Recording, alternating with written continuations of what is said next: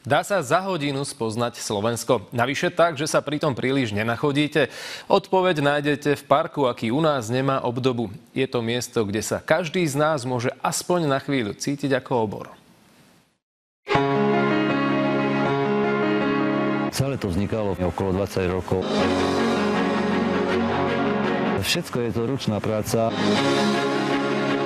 Miniatúry najvýznamnejších skvostov na Slovensku v Liptovskom Jáne vyrástli presné zmenšeniny originálov. Očarujúce dačo. Klobúk dolu, kto to urobí. Skvelá vec. Vyzerá to ako rozprávkové. Je to strašne veľké umenie. Obry aj krehké, no všetky prepracované do najmenších detailov. Autor ich staval nie tisíce, ale 10 000 hodín. Hrad Strečno váži 600 kg a bolo použitých 270 000 kamienkov. Základom je tvrdený polystyrén, inak sa Juraj snaží používať rovnaké materiály, z akých postavili originálne stavby. Keď to nejde, improvizuje. Boli gorálky a tie sa povyberali z toho náramku a sa poukladali na dvere, jak sú na Bojnickom zámku. Je to imitácia, veľmi sa to na to podobalo. Aj opadané morivo je na rovnakých miestach ako v skutočnosti. Verná kópia jednej z dominant Levoče má dokonca rovnaký náter ako steny skutočnej budovy. Firma, ktorá opravovala radnicu, poskytla mi 3 litre farby. Niekedy ani len netušíme, aké bohatstvo máme priamo pod nosom. Toto je však miesto, kde ľudia pociťujú hrdo, že žijeme na Slovensku. Skutočne sme nadšení. Človek si uvedomí, že naše Slovensko je veľmi krásne. Na túto parádu mieria stovky objektívov a občas medzi návštevníkmi počuť aj toto. Skonštatovali, že už nemusia ísť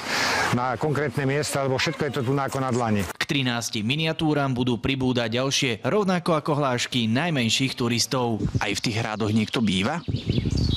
Nikto, lebo keď to zaklopeš, tak oni ti neotvoria. Z Liptova Marek Vnenčák, televízia Markiza.